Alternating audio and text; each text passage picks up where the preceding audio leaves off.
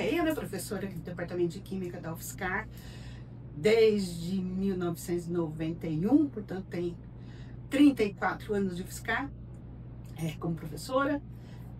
Atualmente eu sou vice-coordenadora da pós-graduação, do curso de pós-graduação em Química, e coordenadora, ou presidente da Comissão de Sustentabilidade do Departamento de Química, e coordeno o CERSUSQUEM. O CERSUSQUEM, que é o Centro de Pesquisa em Sustentabilidade, em Química Sustentável.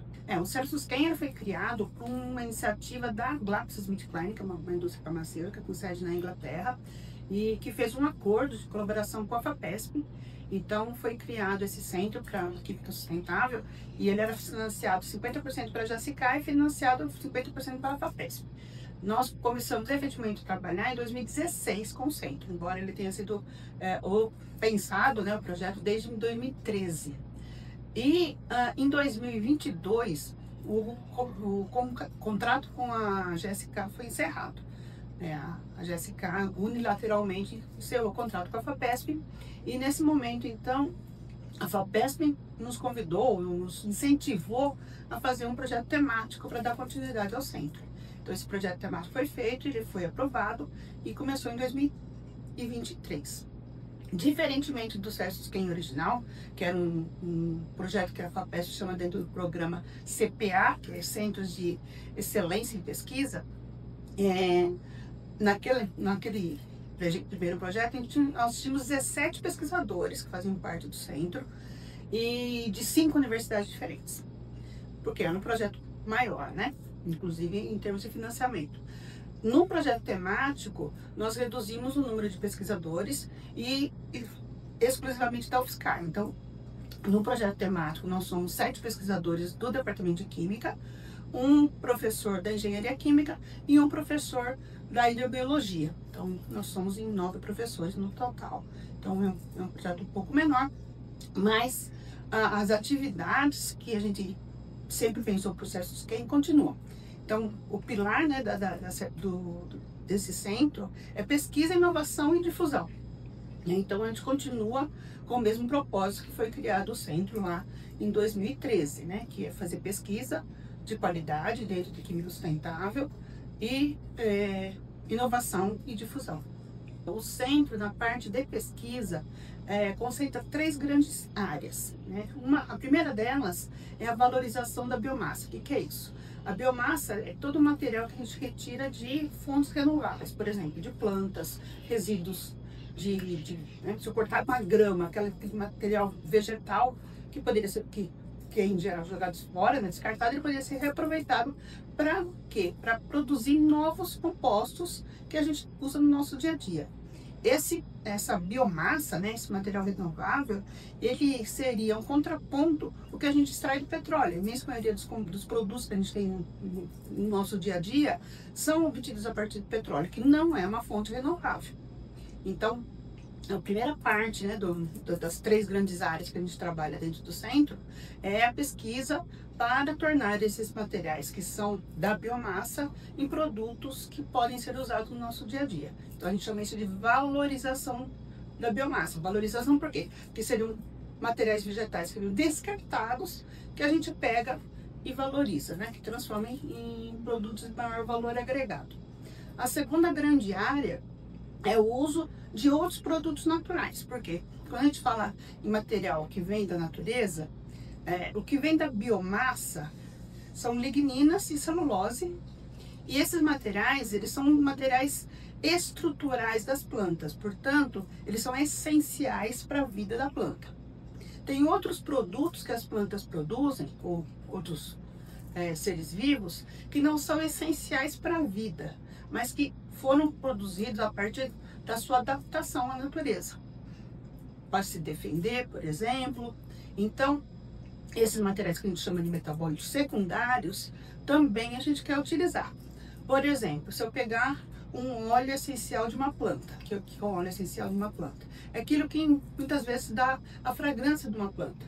Se eu pegar um óleo, por exemplo, do cravo da Índia, ele tem um cheirinho, né, tem um odor que é característico do cravo da Índia, e isso se deve aos compostos que estão no óleo essencial. Esses materiais, eles não são esse óleo essencial ele não é vital para a planta, mas ele dá características e dá, muitas vezes, defesa para a planta, para ataque de inimigos, né, de ataque de pragas. Então, a gente também tem, dentro do segundo ponto do trabalho, o uso desses óleos essenciais e outros materiais, outros produtos naturais, que não aqueles que a gente chama dos essenciais, como da biomassa. E, finalmente, a terceira parte é o uso do CO2. Por quê? A gente sabe que o efeito estufa é causado muito, principalmente por causa do excesso de CO2 que a gente lança na natureza, né, o gás carbônico. Então, se a gente tem uma infinidade de gás carbônico na atmosfera, por que a gente não pode pegar esse gás carbônico e transformá-lo de novo em algum produto que tenha valor para o nosso dia a dia? Seria mais uma fonte renovável de matéria-prima, assim como a biomassa e os óleos essenciais, por exemplo. Então, de uma forma muito geral, o projeto tem essa característica de pegar materiais abundantes, renováveis e transformar em materiais que a gente usa no nosso dia a dia, por exemplo, como medicamentos, como agroquímicos, e de uma forma que a gente substitua esses compostos que a gente tira do petróleo pelos de fonte natural.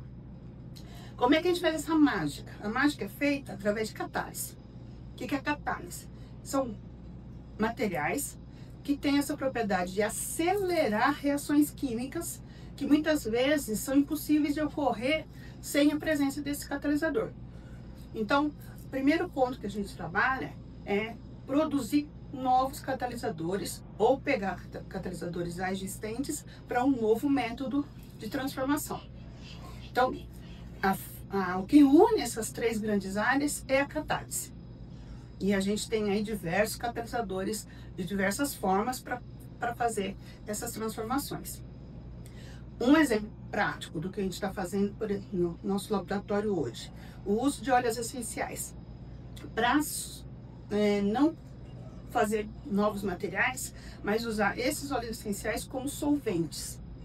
Por que isso? Solvente é basicamente um líquido que a gente usa para homogeneizar um meio químico que vai ocorrer uma reação.